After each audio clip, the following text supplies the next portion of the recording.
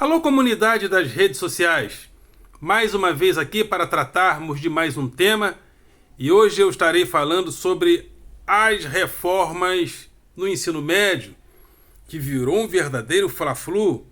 Eu sou contra a reforma, eu sou a favor da reforma. Então, esse tema tem sido discutido num certo clima binário de os contra e os a favor da reforma.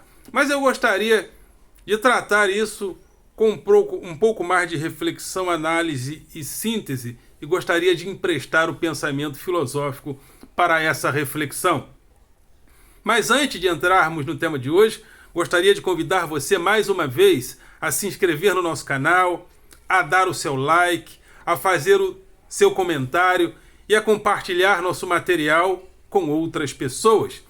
Sobretudo se você entende a importância desse canal, que é convidar e chamar a classe dos professores para que nós possamos participar a cada dia do debate público. Professores, vamos para o debate público. É importante que o professor que comunica a cultura formal com essa grande multidão que passa pela escola pública, que esse professor seja devidamente valorizado, para que essa grande multidão que passa pela escola pública possa ser contemplada com melhores valorizações. Porque se o professor, que é o transmissor da cultura formal, do conhecimento formal, das bases do conhecimento científico, filosófico, histórico, não é valorizado, a pessoa pode inconscientemente ou intuitivamente pensar, mas se ele que é o educador não é valorizado, porque eu, o educando, serei. Então é importante a valorização do magistério. E também esse canal tem o objetivo de combater o pensamento binário, não só nas redes sociais, como na sociedade. O pensamento binário do fla-flu político, onde as pessoas ficam apenas no eu sou contra as reformas no ensino médio, ou eu sou a favor. Essa reforma vai ser para ferrar o professor. Não, vai ajudar os alunos. Vamos pensar com mais objetividade e com mais profundidade a respeito disso. Também tem o meu grupo de Facebook, Filosofia com Eldon Rosa Masson, e o meu blog através do endereço rosamasson.blogspot.com. E lembrem-se, Rosa Masson sempre com 2 S's e tudo junto. Então vamos ao tema de hoje, as reformas do ensino médio. E eu gostaria de começar com uma pergunta. Como resolver problemas de reforma no ensino médio ou reformas em qualquer área da educação em uma sociedade que não está em reforma? A sociedade brasileira está vivenciando algum momento de reforma para que uma reforma no ensino médio possa contemplar essa sociedade que estaria sendo reformada? Alguns diriam que sim, porque tem gente que tem algumas limitações no pensamento político e acha que reforma política, que reforma social, é combater a corrupção.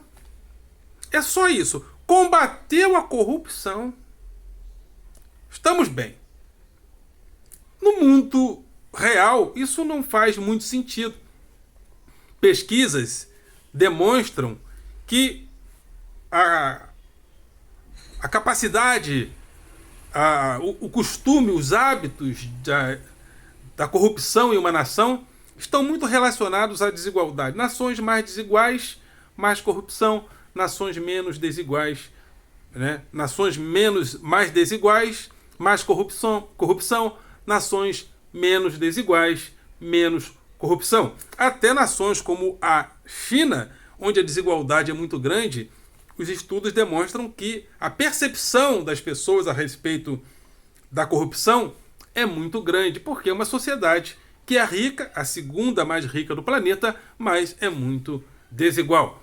Então, reformar uma sociedade está muito além de combater a corrupção. Até porque a China, por mais problemas que tenham, a China hoje é referência mundial em inovação, em tecnologia de ponta, tem um projeto de crescimento e de desenvolvimento para muitos e muitos séculos e milênios, por que não dizer, à frente. Mas é uma nação que tem essa relação muito próxima com a corrupção. Aí alguns dizem, é a corrupção que quebra um país. Então por que a China não quebra? Por que a China é a segunda nação mais rica do mundo? Então são conversas que não dialogam com a realidade mundial, inclusive, né? Então, são as reformas de uma sociedade que fazem com que a educação se adequem a ela, ou a educação levada a bom termo é que faz com que essa sociedade melhore, avance. A história nos deixa muitos exemplos e uma coisa não está descartada em relação à outra. Por exemplo, a Idade Média construiu um tipo de educação teocêntrica que inclusive redundou na escolástica, onde período inclusive que surgiram as primeiras escolas, como nós percebemos hoje, e as primeiras grandes universidades. Esses lugares eram lugares para se estudar teologia. A base das universidades era a teologia, porque era uma sociedade teocêntrica. Deus era o centro daquela sociedade. Então a educação se adequava àquele tipo de sociedade. Com o tempo surgiram as pesquisas, a sociedade inclusive deixou gradativamente de ser teocêntrica, foi se tornando mais antropocêntrica a partir do Renascimento, e a ciência consagra uma sociedade que tenta responder às coisas da vida, do mundo, da realidade e do universo, mas um pouco mais distante das respostas das escrituras, das respostas míticas. E a ciência adentra, as ciências, as pesquisas adentram as universidades, que começam a pesquisar para gerar, inclusive, crescimento e desenvolvimento futuramente industrial para as nações, porque a ciência e a tecnologia, elas são emprestadas para a indústria, que vai a partir daí também promover formas de educação técnica para que o trabalhador estivesse devidamente preparado para o mercado. Só que a sociedade mudou, as pessoas, a massa de trabalhadores saiu da indústria, a indústria não é mais aquela indústria com uma imensidão de trabalhadores no chão das fábricas, como é o caso da Bayer aqui em Belford Roxo. Dificilmente a gente conhece aqui alguém que trabalha na Bayer. Então, essa sociedade ela busca hoje outras alternativas de crescimento e de desenvolvimento. Então, alguns países como a China, apesar da inovação tecnológica, continua mantendo a industrialização daquela indústria poluidora e faz esse diálogo entre a indústria tradicional e a inovação. A Europa, com a consciência ecológica que formou, partiu mais para a inovação, para a inovação mesmo, a inovação tecnológica. Isso tem acontecido também com os Estados Unidos, em parte, porque há uma parte dos Estados Unidos que ainda mantém aquela tradição da energia, da tecnologia, ou seja, da industrialização tradicional. Esse grupo, inclusive, apoiou muito o trumpismo. Por quê? Porque o Trump falava a esse grupo de pessoas que, com a inovação, começou a perder espaços na sociedade. E o Brasil, em que lugar ele está nesse diálogo? Porque o que a gente vê no Brasil hoje é que o Brasil se desindustrializa desde a década de 80 e que não é um país que faz frente no quesito inovação, muito embora nós tenhamos ilhas de excelência, como por exemplo as inovações da área agrícola. Somos uma potência agrícola altamente desenvolvida, com tecnologia de ponta nessa área, mas continuamos fornecedores de commodities também por isso. Então, que tipo de inovação, que tipo de renovação, que tipo de reforma a sociedade brasileira está promovendo para que o ensino médio, ao ser reformado, endosse essa reforma? Porque não adianta. Se a sociedade não se industrializa, se uma sociedade, principalmente complexa como é a brasileira, não inova, as pessoas não sentirão tanta necessidade assim de estudar. Por quê? Porque ninguém precisa se sofisticar tanto para dirigir Uber. E nós estamos uberizando a nossa economia. Uma pessoa não precisa se sofisticar tanto, passar por universidades, fazer pós-graduação, mestrado e doutorado para entregar pizza no iFood, pelo iFood. Não precisa.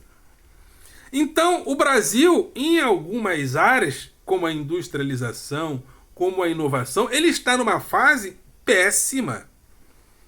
Haja visto a condição das universidades hoje criminosamente atacadas. Logicamente, quando eu uso a palavra criminosamente atacadas, eu uso no sentido retórico, mas eu uso no sentido metafórico, ou seja, no sentido hiperbólico, exatamente para caracterizar a gravidade do que está acontecendo hoje no Brasil, porque as universidades representam muito a pesquisa no Brasil. Se o Brasil é um país que faz pesquisas, me parece que cerca de 70% das pesquisas no Brasil são feitas pelas universidades. Se eu estiver enganado nos números, me perdoem, mas dê uma pesquisada aí, mas eu acho que é por aí, porque as universidades no Brasil, elas representam as pesquisas, o pouco que nós fazemos de pesquisa, de acordo com o necessário que teria de acontecer, as universidades pesquisam muito e contribuem muito. Então, o Brasil não está vivendo um momento positivo de reforma. E o Brasil, dentro desse panorama, está querendo promover a reforma do ensino médio. Ou seja, uma reforma onde a sociedade brasileira não está em reforma positivamente, querendo reformar a educação para se adaptar a essa sociedade. Eu acho que tem que haver um diálogo. A educação, sem a reforma infraestrutural da sociedade, não resolverá sozinha o problema. Então, nós vivemos, inclusive, se nós usarmos os exemplos dos ciclos de crescimento que tivemos na história, a gente vai ver que sempre a educação, nos melhores momentos, ela atendeu a uma demanda de uma sociedade que estava em reforma. Guardadas as devidas proporções críticas, é claro, Getúlio Vargas fez reformas importantes, principalmente a partir de 37, com o Estado Novo. É a partir desse momento que o Brasil começa inclusive, a Revolução Industrial Brasileira chegou a partir de Vargas, a partir de 37. Aí as pessoas do interior começam a chegar nas grandes cidades para trabalhar na indústria. Nesse momento, Vargas pensou em uma educação que desse sentido àquela brasilidade que estava sendo pensada naquele momento, juntamente com o Estado Novo nacionalista e reformista. Então, o ensino público começou a ser dado e era tido, inclusive, até a década de 60, como um ensino público de muita qualidade, muito embora houvesse uma certa exclusão. Há pessoas que eram literalmente eliminadas da escola. Não havia aquele pensamento de inclusão de todos os jovens e adolescentes, crianças, jovens e adolescentes, na escola. Mas pensou-se em uma educação para atender aquela sociedade. E Vargas realmente foi, penso eu, que o grande estadista brasileiro da história, muito embora tenhamos críticas a ele, no sentido, por exemplo, das torturas, da perseguição aos adversários, foi um ditador, né? Literalmente, mas ele pensou em uma sociedade, aquela sociedade estava em reforma, em uma reforma também positiva em muitas coisas, uma vez que ele acaba também com um coronelato que existia no campo, onde os ricos compravam patentes do exército para terem um poder de mando em certas regiões. Vargas ataca isso e também, de uma certa forma, passa a ser odiado por grande parte da elite.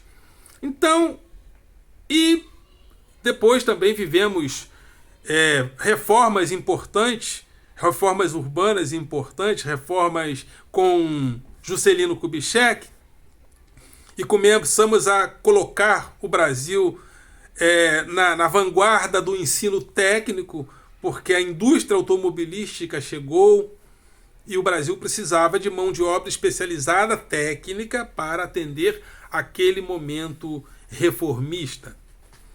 Vivemos também um momento com o governo Lula de muito otimismo, Só que, curiosamente, nesse momento onde o Brasil se aproveitou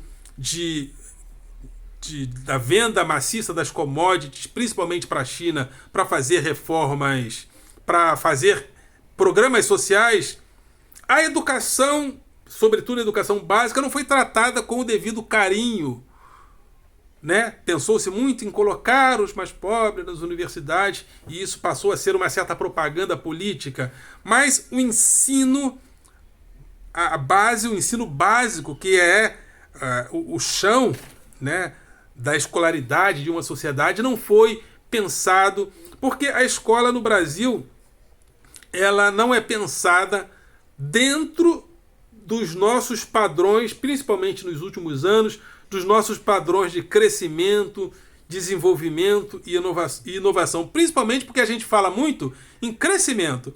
Se o Brasil cresce um pouquinho, qualquer governo faz um carnaval.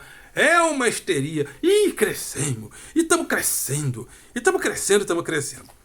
Só que crescer não é sinônimo de se desenvolver sempre. Precisamos crescer? Sim. Mas precisamos de desenvolvimento.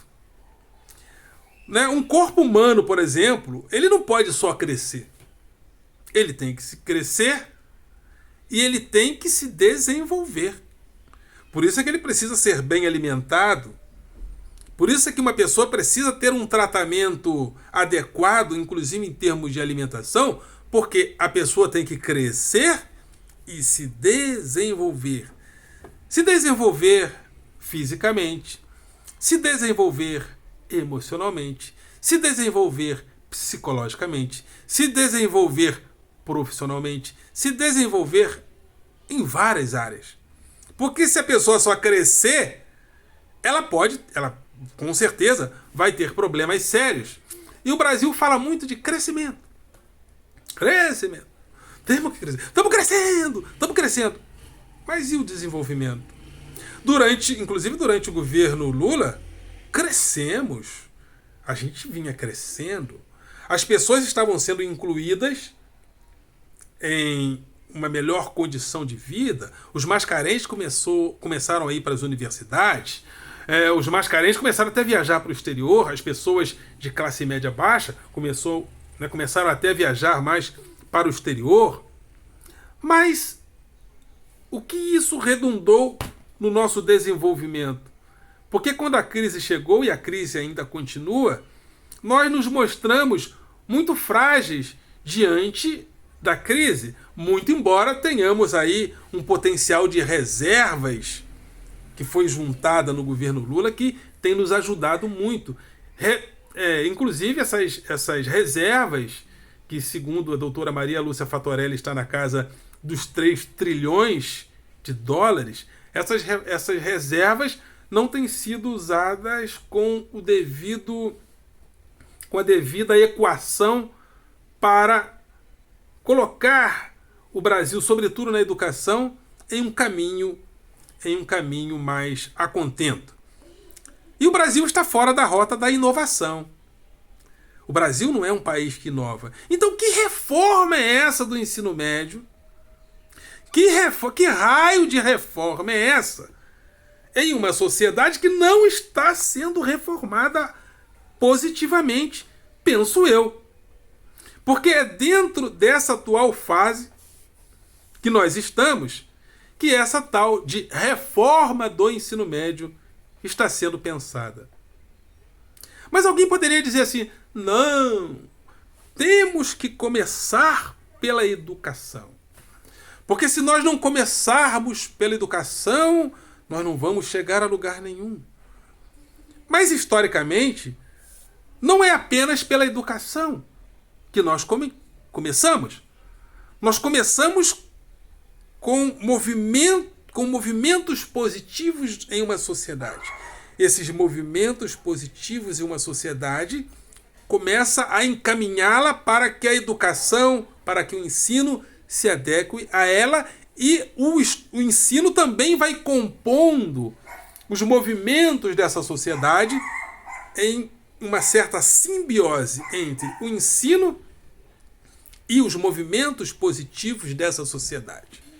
Só que no Brasil não está acontecendo hoje nenhuma reforma positiva, no sentido do Brasil como país, como nação, se crescer e se desenvolver de forma adequada. E quando eu falo de crescimento e de desenvolvimento, eu falo sobretudo e acima de tudo como desenvolvimento humano, porque eu não sou aquele capitalista selvagem que acha que se a bolsa valorizou, porque tem um pessoal, né?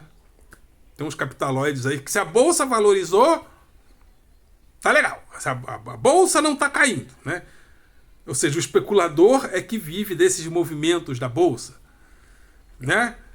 Aliás, pesquisas que foram feitas agora, o número de milionários no mundo aumentou com a crise, porque a crise é um negócio. Só que a crise é um negócio não para nós, trabalhadores. A crise é um negócio para grandes investidores. Até a crise do coronavírus é um negócio para especuladores.